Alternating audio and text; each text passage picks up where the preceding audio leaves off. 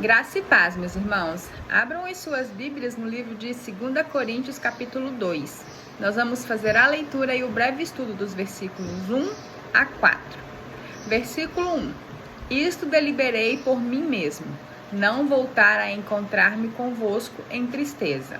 Porque se eu vos entristeço, quem me alegrará, senão aquele que está entristecido por mim mesmo? E isto escrevi para que, quando for, não tenha tristeza da parte daqueles que deveriam alegrar-me, confiando em todos vós de que a minha alegria é também a vossa. Porque no meio de muitos sofrimentos e angústias de coração vos escrevi, com muitas lágrimas, não para que ficasseis entristecidos, mas para que conhecesseis o amor que vos consagro em grande medida. Graça e paz, meus irmãos. Vamos continuar o estudo aqui de 2 Coríntios, iniciando agora o estudo do capítulo 2. Para que a gente tenha um melhor entendimento, nós sempre precisamos recordar que essa é uma segunda carta, ou seja, teve uma outra carta anteriormente, todo um contexto que aconteceu naquela primeira carta, e essa segunda carta está correlacionada diretamente com o que aconteceu na primeira e as consequências dessa primeira carta. Versículo 1 diz assim, Paulo falando, isto deliberei por mim mesmo, não voltar a encontrar-me convosco em tristeza. Meus irmãos, Paulo inicia esse capítulo dando continuidade ao assunto que vimos anteriormente. Quando ele diz, deliberei e em tristeza, está se referindo a não visitar a igreja de Corinto nesse momento, pois estava triste, insatisfeito, contrariado, pois a igreja de Corinto estava se desviando do caminho, que é Jesus Cristo, e se esquecendo dos ensinos de Paulo. No versículo 2, porque, vejam, ele começa com um porquê. Ele está fazendo uma explicação para os irmãos. Eu vos entristeço. Se eu vos entristeço, quem me alegrará? Senão aquele que está entristecido por mim mesmo. Você vê que o jogo de palavras às vezes é um pouco difícil de entender.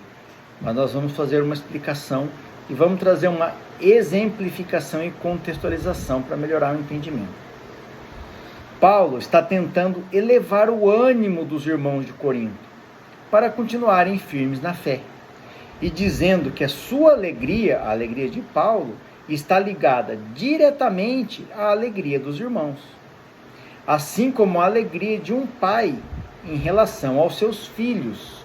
Nesse caso, Paulo está demonstrando o seu amor ao próximo, dizendo que se alegra com a alegria deles.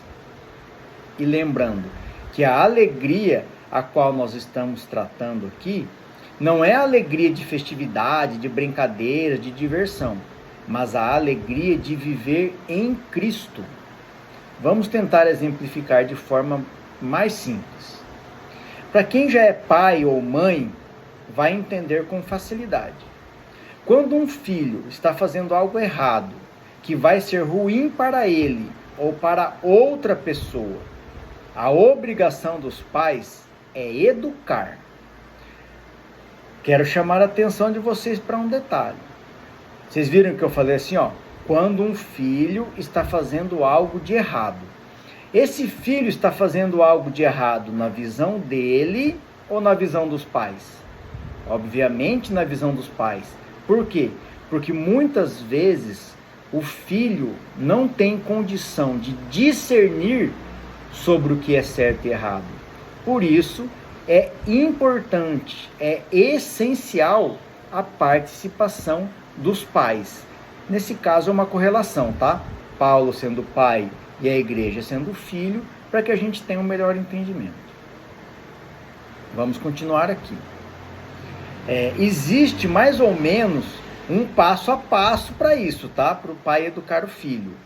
Nós estamos fazendo uma correlação com o pai mesmo, um pai e um filho, uma criança. Primeiro, o pai diz, não faça isso. Segundo passo, se o filho não obedecer. Se o filho obedeceu, parou por ali. O segundo passo, o pai explica para o filho: olha, meu filho, não faça isso, porque vai acontecer isso, porque pode ser assim, porque pode ser assim. Terceiro passo, depois do pai ter proibido, não faça isso, e ter explicado: olha, meu filho, o motivo. O próximo passo é o castigo. O pai não quer castigar o filho, mas ele precisa castigar o filho, porque essa é a sua obrigação. Não para o bem do próprio pai, mas para o bem do filho. Isso não é violência contra a criança, tá? Isso é educação. Não confundam e não distorçam as minhas palavras. Eu vou trazer aqui 3 provérbios que falam justamente sobre o pai disciplinar os filhos na Bíblia, para que a gente tenha um entendimento tanto da palavra sobre a educação do pai em relação ao filho, como a gente possa contextualizar com a relação de Paulo e a igreja de Corinto. Provérbios 13, 24. O que retém a varinha, aborrece a seu filho, mas o que ama, cedo o disciplina.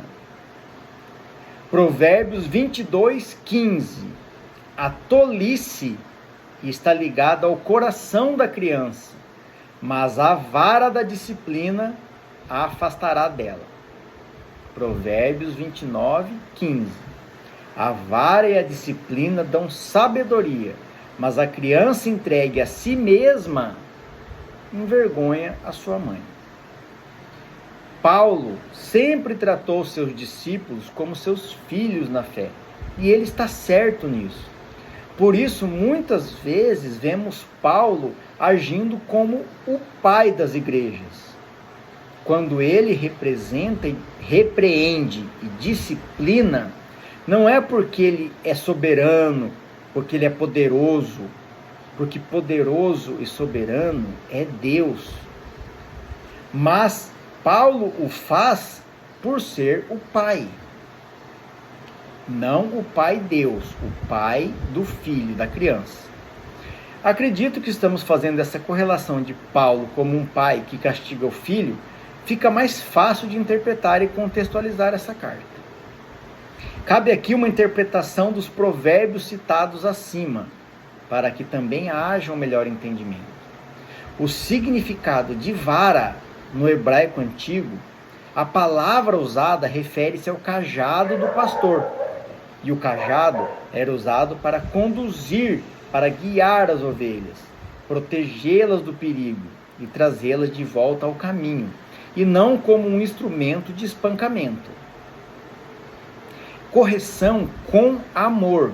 O próprio livro de Provérbios esclarece que a disciplina é uma demonstração de amor e cuidado pelo futuro da criança. O objetivo é ensinar a sabedoria e corrigir a tolice, visando a formação do caráter. E a instrução e ensinos diário, isso é muito importante, preste atenção. Tanto os pais da fé, como os pais nas nossas casas, os pais verdadeiramente, pais e mães dos filhos, crianças. A educação vai muito além da punição. A palavra de Deus instrui os pais a criarem seus filhos na disciplina e instrução do Senhor, o que exige, presta atenção, diálogo normal, exemplo, assim como Jesus nos deixou a palavra e deu o exemplo através da sua própria vida, e tempo dedicado a quê? A transmissão de valores morais e espirituais. Nós precisamos ensinar aos nossos filhos os valores morais para eles viverem nesse mundo e os valores espirituais para eles se prepararem para a vida eterna. Versículo 3. E isto escrevi para que, olha, mais uma vez Paulo explicando para os filhos, veja como ele está preocupado com o sentimento deles, para que quando for, não tenha tristeza da parte daqueles que deveriam alegrar-me, confiando em todos vós de que a minha alegria é também a vossa. Agora que temos a contextualização e a exemplificação de Paulo como um pai, fica muito mais fácil de entendermos a mensagem dessa carta. Geralmente, um pai não se alegra em castigar o filho, mas se alegra quando vê o seu filho caminhando no caminho correto. Para nós cristãos, só existe um caminho, e esse caminho é o certo. Vamos citar João 14,6 como uma referência para contribuir com esse estudo?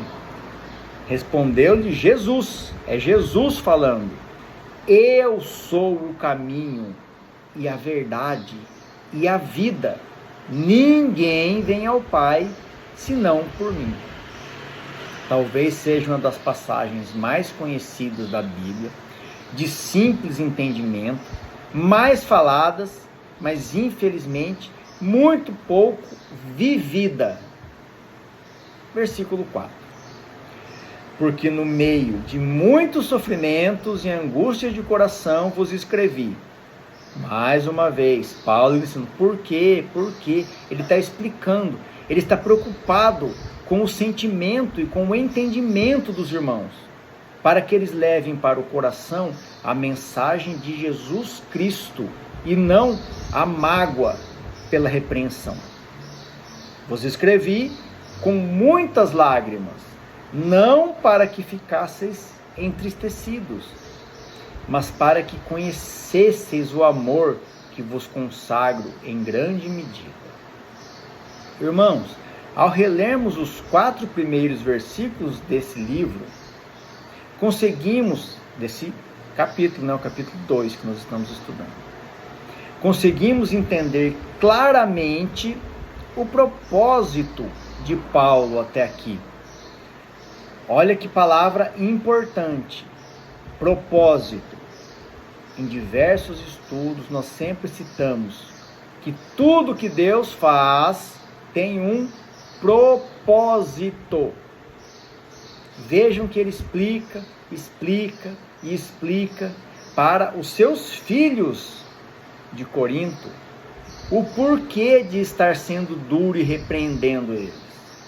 Observem que essa situação não faz Paulo se sentir bem, se sentir poderoso. Muito pelo contrário, o deixa triste e abatido. Mas prestem atenção a um detalhe muito importante. Esse detalhe, sim, que faz toda a diferença e que nós cristãos devemos levar para a nossa vida. Presta atenção. Não é porque Paulo está triste e porque os irmãos de Corinto também estão tristes com a repreensão que Paulo mudou a sua conduta, a sua opinião, a sua forma de agir. Ele se mantém firme e convicto em seu ensino e disciplina, pois Paulo está alicerçado nas palavras de Deus e no Evangelho de Jesus Cristo. Vou trazer mais uma referência aqui para a gente fortalecer o nosso estudo e a nossa fé. Mateus 5,37. Vejamos o que disse Mateus. Não, vejamos o que disse Jesus. Mateus só estava transcrevendo, mas quem estava falando era Jesus.